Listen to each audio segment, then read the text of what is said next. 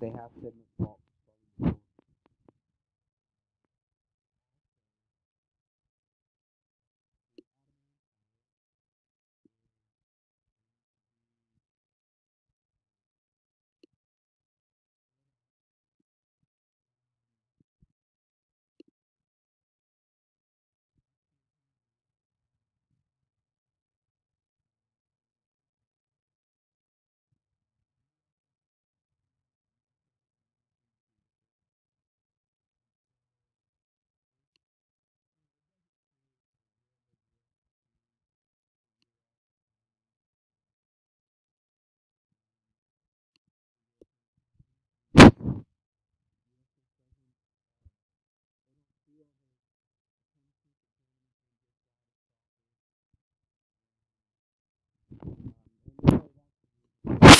in terms of the automotive pie, Austria and Hungary being split up, that they were okay with that, but they didn't care for what was going on with Germany and how they were being treated.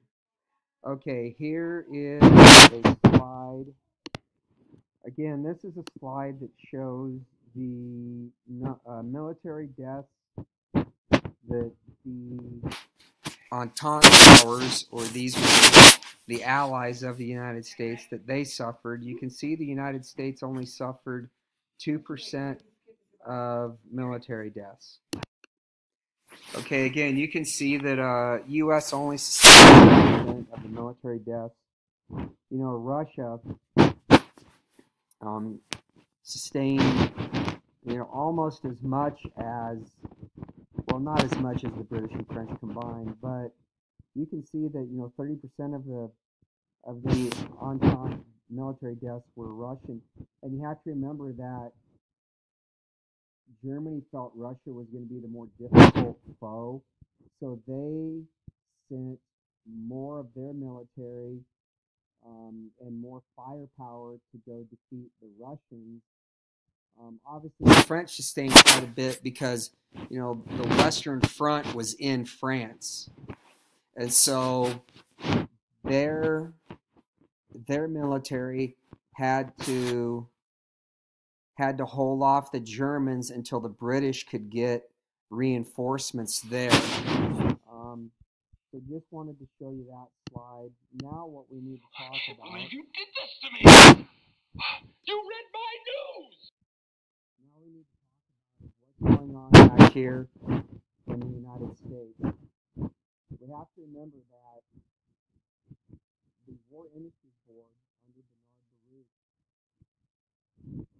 Bernard Baruch set cost that the price of items could not be increased because of the war, that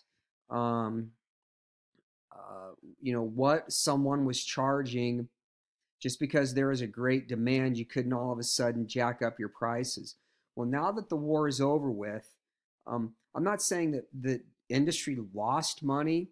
They didn't make as much money as they would have been making had the war not been going on. And so, you know, the war did have that bit of a negative impact on industry. And so what happens is, as soon as the war is over with, industry, business in general, they start increasing their prices. And you can see, like it says in the notes, that inflation crept up to 15%.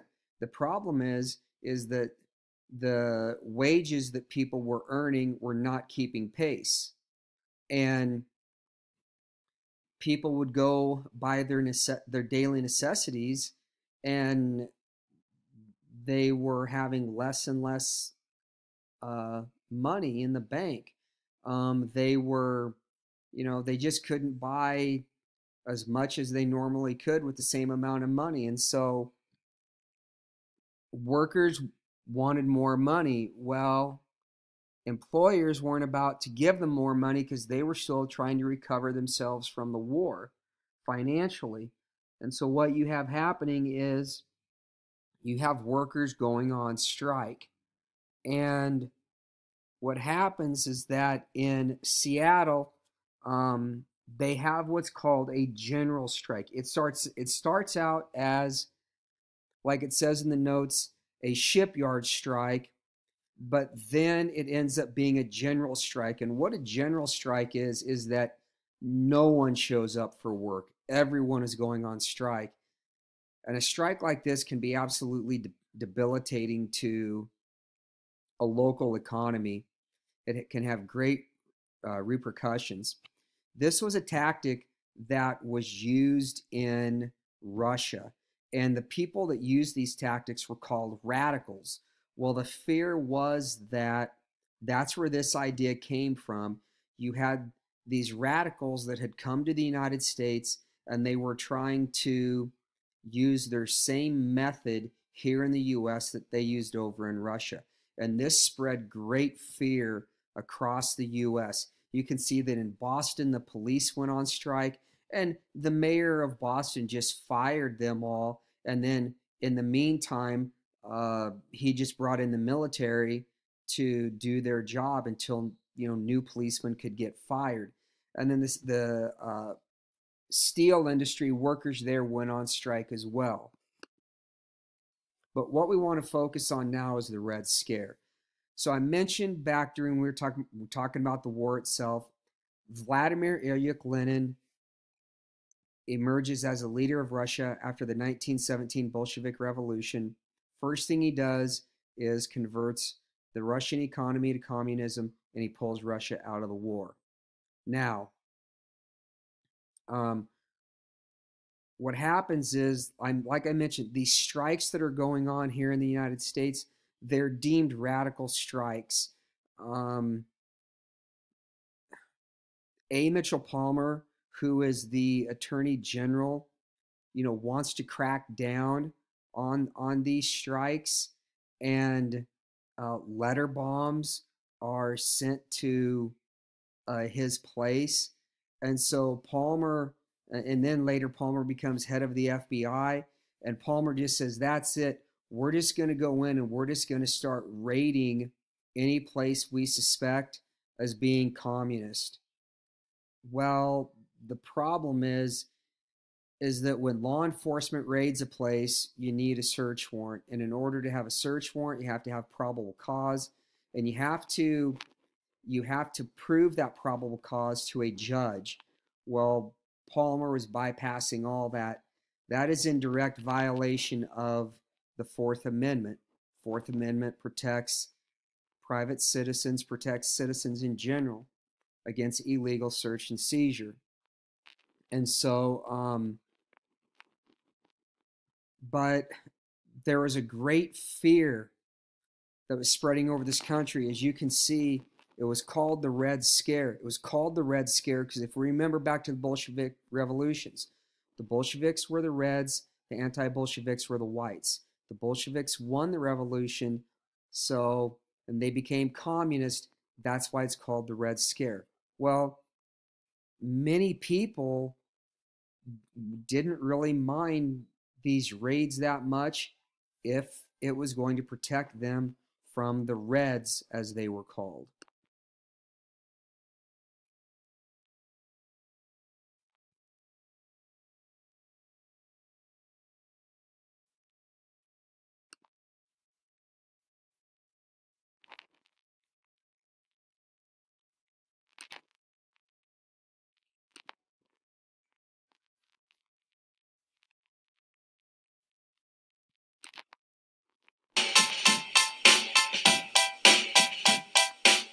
Hey guys, what's up? Welcome to some Hughes history. We're going to fill your heads with tales of the Palmer raids. So let's do it, guys. Let's look at the Red Scare's Palmer raids, November 1919 to January 1920. Right down the middle, baby, because that's where the learning is. So, A. Mitchell Palmer, guys, that's the guy that you want to know. He's the Attorney General of the Department of Justice of the United States of America for Woodrow Wilson.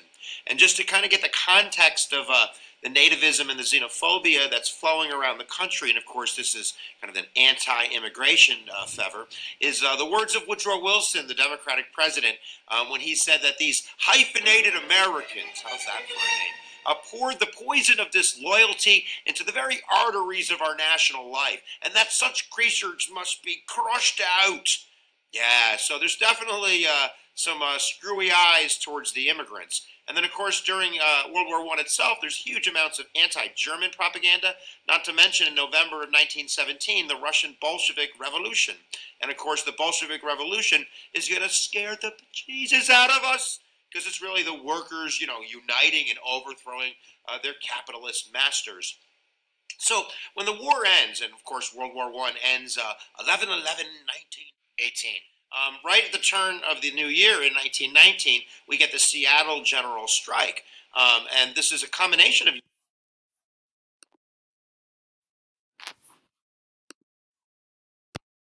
unions, radical unions like the IWW and more mainstream unions like the American Federation of Labor under Samuel Gompers are going to unite, and they're going to get 65,000 workers in Seattle to walk out, to go on strike for better wages. They're under wage controls under World War I. Their salaries are really low, and they're uniting for what they see as better working conditions.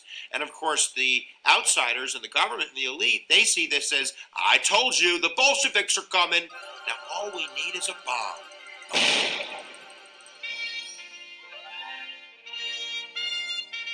It's just my way of enjoying spinning on the chair in a professional manner. Luigi Galliani. Is this the Luigi Galliani? The Gallianists, and I'm sure I'm butchering the name, but Luigi Galliani is a radical anarchist from Italy that in the United States is running around and, basically teaching people how to build bombs in order to build his dream of a better tomorrow. But an anarchist believes that the elite, that the capitalists, that the rich are controlling the puppet strings on all of us, and that the only way for a better world is to destroy the puppet masters, and they're going to use violence to do that. And he's publishing bomb manuals. So Luigi Galliani is being deported by the Department of Labor when his followers, the Gallianists, begin mailing bombs.